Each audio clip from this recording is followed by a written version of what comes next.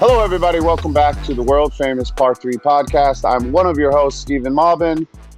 We have a missing in action J.R. Smith, Ben Baller. But what are you going to do? Let's get into it. U.S. Open just passed. L.A. was amazing to be out there. I went with the family. There was endless activities. We had, obviously, the U.S. Open was going on in L.A.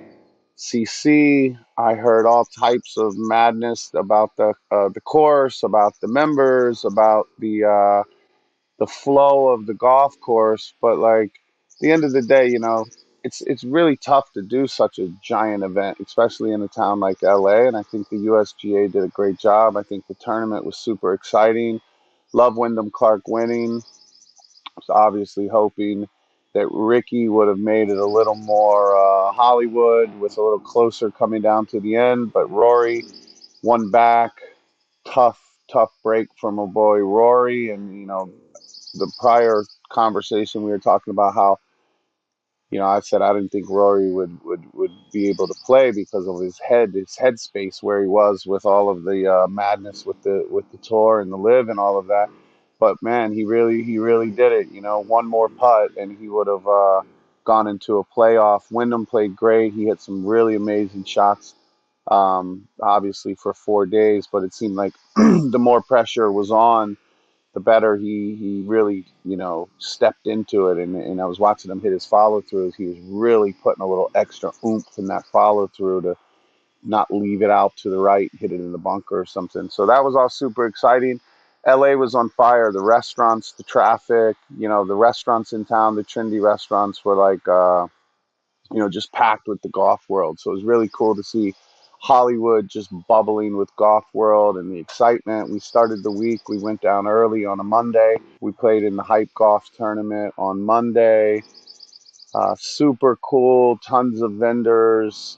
We did, I think, Sandy Canyon or something was the name of the course, and it was fun. They had, like I said, some great sponsors, some really good people. It's amazing to see it, the golf world transforming in front of everyone and seeing like that type of excitement and energy around a hype golf tournament. So that was Monday. We opened a shop in LA, Melrose Place. We're back in LA. We originally started in LA on Fairfax and we moved a few blocks over to Melrose Place. Super cool shop. We opened that softly a few days before the Hype Beast tournament. I think we opened up on Friday, did a little soft weekend, and then led right into a very busy week at the shop. We did PGA2K, did a great event at the shop on Tuesday night. Got to meet my man Meta. Queens is definitely in the building. Meta World Peace was out there. All types of people. Ronnie 2K. They had the 2K truck out front, video gaming out on the street. We had our neighbor Catch was serving food. Great bar. Long Drink was involved. They support us like they do the show. So thank you to Long Drink. We had embroidery machines with chain stitch embroidery. So they did a few hundred sweatshirts or windbreakers where people could get their names personally, do it, embroider their names on it, etc. And those then were all over LACC for the week. So it was great. Malbon had a lot of presence out there at LACC, and it's a good feeling when you start your brand in the town and the town gives you a warm welcoming when you come back. So it was great to be there. That Tuesday night party was fun. The next night we went and did an event with Top Golf out in El Segundo, and OG Slick painted a huge LA Hands mural on the side. They had skateboard ramps, low riders, all types of DJs, musicians. Probably about 500 people showed up. A huge carnival outside, all types of gaming. We had a Ferris wheel. Really great food stations, etc. Indoors, the whole bottom floor was just bay after bay, loaded. The new look of what's going on in golf is insane. To think that 500 people showed up, and you had skateboarding and graffiti and fashion and games, music, neon, glow balls, contests, skateboarders. Thrasher magazine covered it. Skateboard magazine covered it. 5 years ago, Thrasher magazine would not have talked about golf in any way. So that was great. Top Golf per use is doing really cool stuff to kind of elevate the golf experience. And like us, it's like you can be who you want to be with Top Golf. You can be who you want to be and still be really good at golf. You play golf. There's all types of levels. PGA2K, you play golf in video games, so it's really great to have brand partners like Top Golf and PGA2K, because they're definitely helping grow the game in non-traditional ways, which is awesome. El Segundo, they had super backed up traffic jams in the street of Sepulveda. So just imagine a golf party shutting down the streets on Sepulveda Boulevard. Sepulveda Boulevard in El Segundo, right next to Manhattan Beach. In my family, we used to live in Manhattan Beach, and kind of the kids grew up playing on that little course, the Lakes, in the par 3 course next to El Segundo's driving range. And that driving range went from just a ratty driving range to now being Top Golf, El Segundo. So that was super cool. We worked on a studio shoot on Wednesday day and Thursday, and had a ton of people come out and do photos, and for a really cool kind of secret project we're working on that'll launch in the new year. But we shot 32 subjects, so 32 different people. We shot Ben, we shot Schoolboy Q come out, my man Alex Fine, Roger Steele made an appearance. Really great photo shoot in Studio City at Smashbox. Thursday night, we did another event at the shop. Super cool, friends and family. We had some brick oven pizzas out front. We had another bar. Tons of great people, like a lot of old faces and definitely some new ones. Jerry Lorenzo showed up. Ben came out. Baller. Everybody all week. We missed JR. He was back in Florida playing golf, which is, I think, what he's doing right now. Sheesh, what a week. Thursday, Friday, we did a Malbon Golf Club, Buckets Club tournament at Angeles National.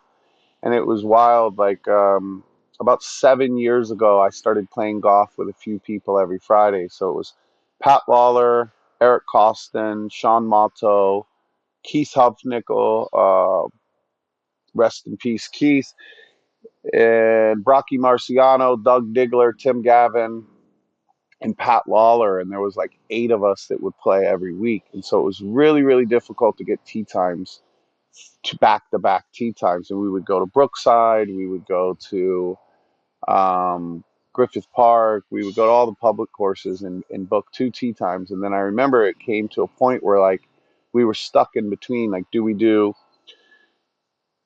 2 tee times or 3 tee times? Can we do 8 people or 12? And it seemed like every time we booked 3 tee times, we would get 10 people. So it would screw everything up. And every time we booked 2 tee times, we would get 10 people, and it would screw everything up. So it was very hard to find a middle ground. And basically, fast forward 7, 8 years later, we had around 200 people at Angeles National, and it was the same Friday golf thing. So it was like all of those original people minus Keith were all out there playing golf, and it's like the same energy, the same feeling. The same reason that we started doing Friday golf was like, have fun, play golf competitively, be respectful to the golf, but at the same time, like, do it a bit different and do it where you're comfortable. And it's funny, Angeles National, we bought out the course. It was a movie out there. It was endless people, super fun groups. Vic Cruz came out, played with his daughter. Erica played with Remington. The point of Friday golf, the other option was like men's clubs at Brookside or something, and it's a men's club, so it was a bunch of old dudes that weren't trying to help too much with, like, if you hit your ball in the woods, they're like not trying to help you, and they were can be a bit judgy at times. Like, I have a beard, my pants might be a little baggy. They're looking at me like, who the hell is this schlep, and why is he playing in this tournament?